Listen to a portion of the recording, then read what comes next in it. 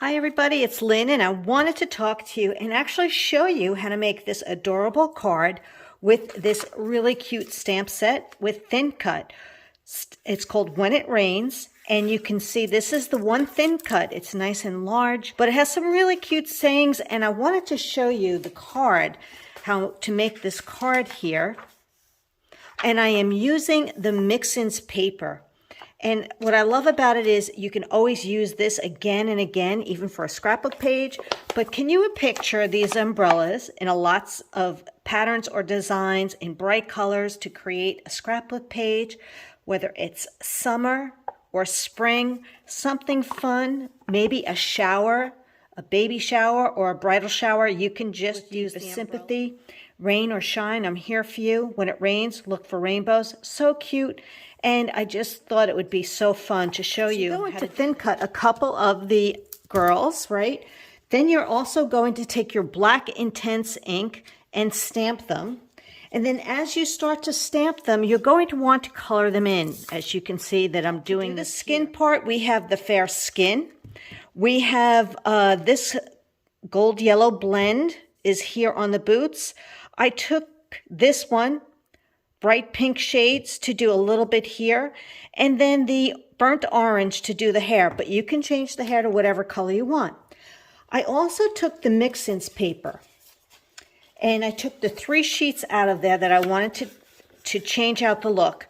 And you see that I stamped the girl on each one of these. Now I'm going to fussy cut the different pieces and actually piece them on here. Yes, you can color the whole thing in markers, but when you look at this design here, this is paper pieced. This is on the nectarine cardstock, or you can actually color it in with the markers if you'd prefer.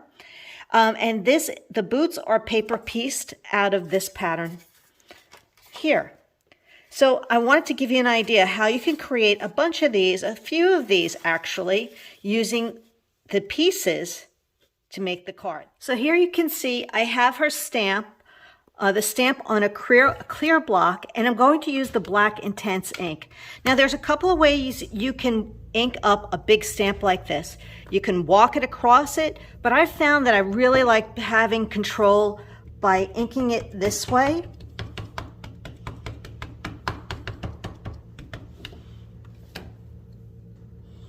And I use my Versamat underneath. I line it up. And the bigger the stamp, the more pressure. So in the Mix-Ins paper, there's this really pretty nectarine, and it has a zip strip. When you turn it over, you can see the strip right there. I already cut 1/4 inch off, and then I cut it down to 5.5. And this piece is going to go on my card. You can see it right there.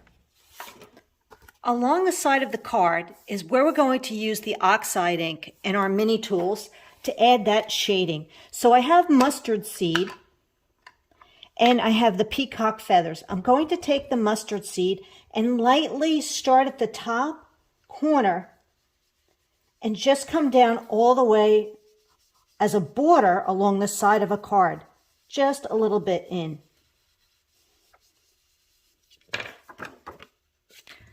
The next thing we'll do is take the peacock feathers to create this little dark puddle down here and then work our way up lightly. So I want to start here, put a little extra pressure. I start off with a soft touch, and then I can add more pressure and a little darker, and then I can work my way up now that I have a lot of that color located on the bottom of the card. So this is something you can practice on scrap to get your feel for the oxide inks and how much pressure and color you want to add. There we go. Now it doesn't look like much, but the other thing is we want to actually add a little bit of water resistance. That's why it's an oxide ink, and give it a little bit of a raindrop look.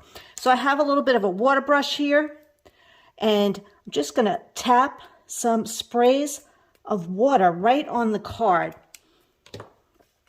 And you'll see as it dries, it's going to oxidize and leave little water spots. I'm also going to take my strip of my zip strip and add that to the side of the card while that's drying.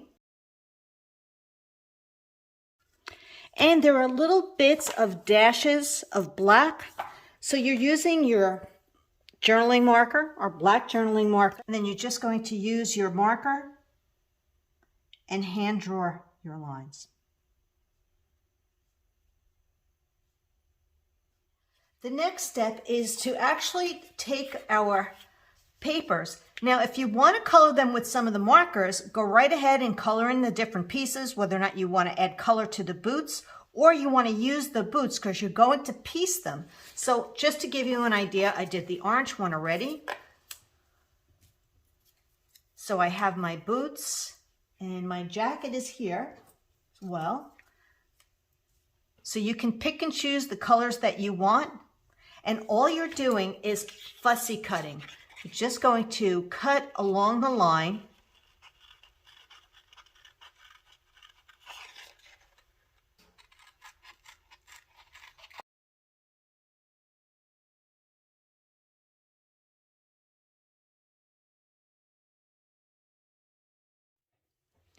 If you want to marker your card or your paper ahead of time, you just take your marker and just trace over those lines carefully.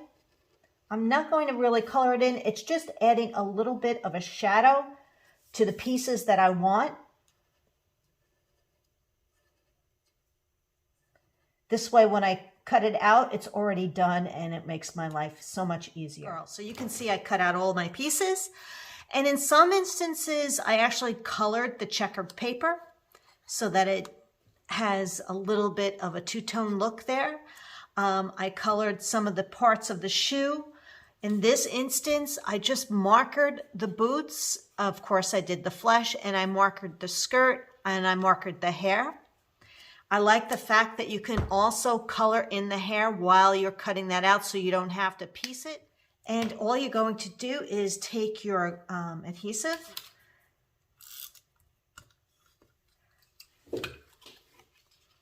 and piece it right back together.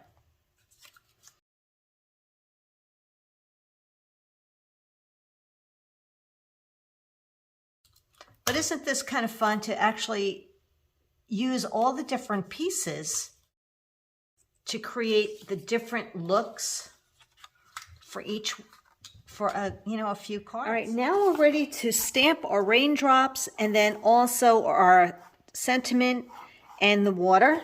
And what I like to do is I have not glued this down. I'm just going to use it for placement. And the first thing you want to do is actually season your stamp. Rub it against your skin. I haven't used it yet. And I'm going to use some scrap paper. I always like to test my images on scrap, straight up and down.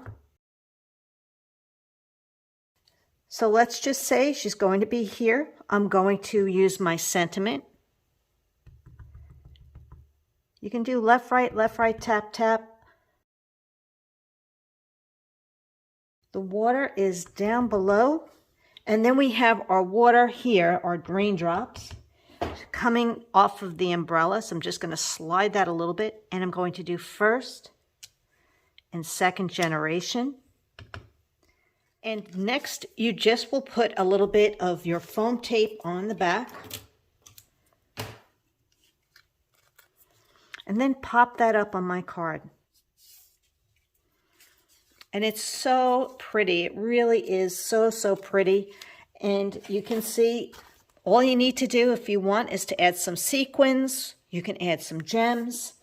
I love it just the way it is. And if I need to go back and just add maybe a little bit more water down the bottom, I have my tool handy. If I want to add a little bit more to the side of the card.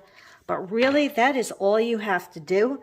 And it's so fun that you have a variety of these already ready to go to create a bunch of cards because they all work and they're all adorable. If you found that you really enjoyed this concept of paper piecing and making these cards, and you'd like to purchase When It Rains Stamp and Thin Cut Z4424, if you purchase this now in the month of March, I'll send you one of these cards.